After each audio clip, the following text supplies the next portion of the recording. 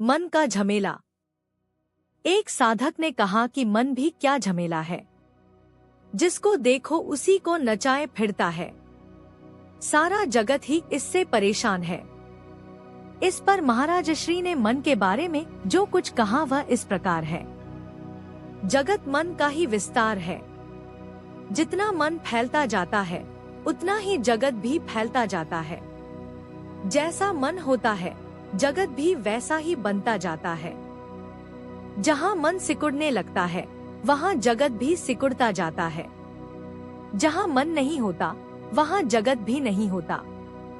जहाँ मन होता है वहाँ जगत भी होता है। जहाँ मन में दुख होता है जगत का रूप भी दुखदायी हो जाता है। जहाँ मन में सुख होता है जगत भी सुखदायक बन जाता है।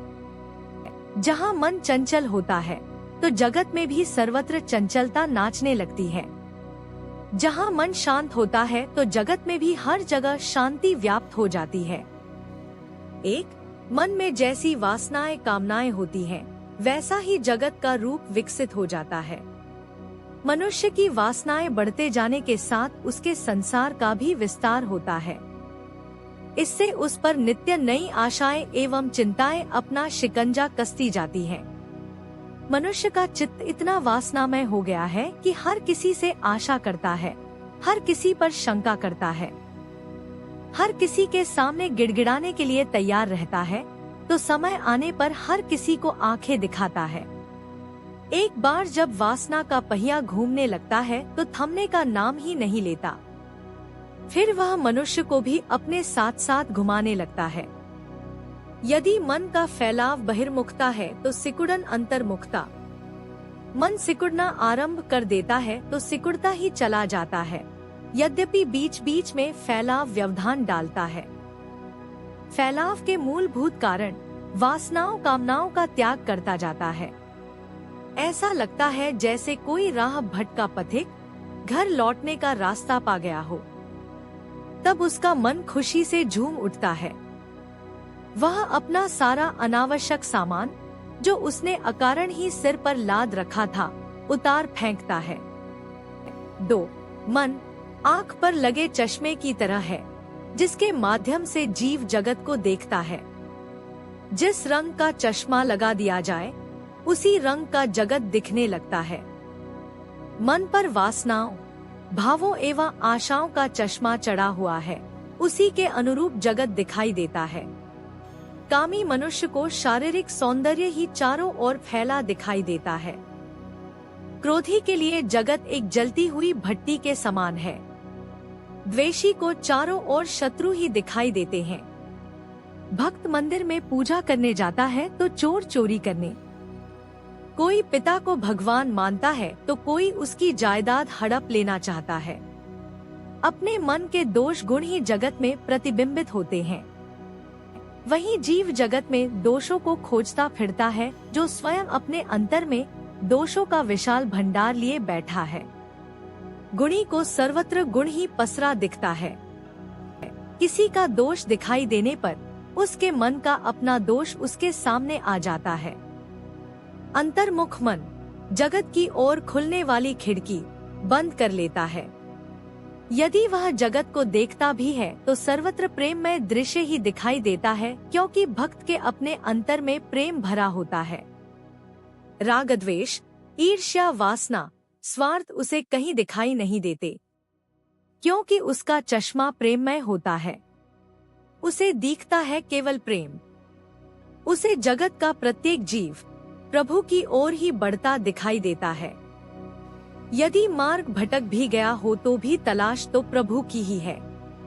उसे जगत में कोई बुरा दिखता ही नहीं। किसी के विरुद्ध एक भी शब्द मुंह से निकलता नहीं। किसी पर क्रोध या किसी से निराशा होती ही नहीं। जगत को देखते हुए भी उसका लक्ष्य अंतर की ओर ही रहता है। 3. जब मन सिकुड़ने लगता है अर्थात वासनाओं आशाओं का त्याग आरंभ हो जाता है, जगत सन्मुख विद्यमान होते हुए भी विलीन सा होने लगता है, उसका महत्व समाप्त हो जाता है। वासना से ही जगत है, वासना से ही मन है, वासना से ही जगत तथा मन का संबंध है।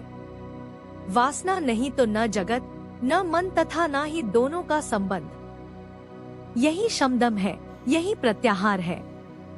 मन की सिकुड़न अध्यात्म प्रगति का द्वार है। मन के सिकुड़न में ही जगत के दुखों की निवृत्ति का रहस्य निहित है। मन की सिकुड़न में ही चित्त की स्थिरता छुपी है।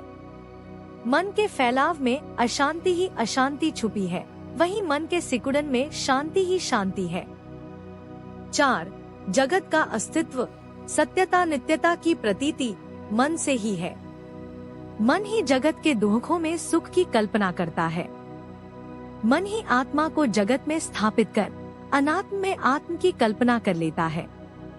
मन ही अपनी भावना से क्षणभंगुर संसार में नित्यता एवं स्थिरता कल्पित करता है। मन में ही शुद्ध शुद्ध तथा पवित्रता पवित्रता का भाव उदय होता है। यह सभी पहले मन में उत्पन्न होते हैं, फिर जगत में सर्वत्र विस्तार पा जाते हैं। जो मन इन भावों से रिक्त है, उसका तथा जगत का अस्तित्व प्रभु की लीला मात्र है। 5. जगत न किसी को सुखी कर सकता है न दुखी। जगत माया है, दिखावा है, छलावा है। मन ही अपने दुख का कारण जगत में खोजता फिरता है। जो मन दुख से व्याकुल होता है, वह जगत में दुख बांटता है। जगत मन को दुख नहीं दे सकता, मन जगत को अवश्य दुखी कर सकता है। कहीं प्रकृति का दोहन करता है, कहीं वृक्षों को काट डालता है, कहीं पर्वतों का वक्ष लहूलुहान कर देता है, तो कहीं कटुवचनों से किसी के शांत मन को विचलित कर देता है। जगत प्रभु के आनंदमय चेतन स्वरूप से आह्लादित है। इसके कण कण में चेतन सत्ता नाच रही है, पर दुखी मन को सर्वत्र दुख ही दिखाई देता है। यह मन का ही सारा खेल है। इसी मन से सर्वत्र प्रकाश का भी अनुभव किया जा सकता है तथा सर्वत्र दुखों की कालिमा का भी। जगत तो जैसा है वैसा ही है। मन में प्रकाश भी है, अंधकार भी, दुख भी, शांति भी और अशांति भी। 6. बात मन की चंचलता या अचंचलता की है। चंचलता जगत है तो अचंचलता अध्यात्म। चंचलता में राग द्वेष, क्रोध, लोभ है, काम तथा वासना है, अभिमान और स्वार्थ है, तो अचंचलता में प्रेम, समता तथा दया है, सहनशीलता, क्षमाशीलता है, उदारता, गंभीरता तथा संतोष है। दोनों एक ही चित्त की दो विपरीत अवस्थाएं हैं। चंचलता बहिर्मुखता है, अचंचलता अंतर्मुखता। प्रश्न: भगवान ने जगत एक जैसा ही बनाया है, फिर यह कैसे हो गया कि किसी को जगत सुखदायी है तो किसी को दुखदायी? उत्तर: जीव प्रभु के बनाए हुए जगत से सुखी दुखी नहीं होता, अपने बनाए हुए कल्पना लोक से सुखी दुखी होता है। प्रभु निर्मित जगत से जब उसे संतोष नहीं होता तो अभिमान प्रभु की दुनिया में ही अपनी अलग दुनिया बना लेता है, जगत का विभाजन कर लेता है।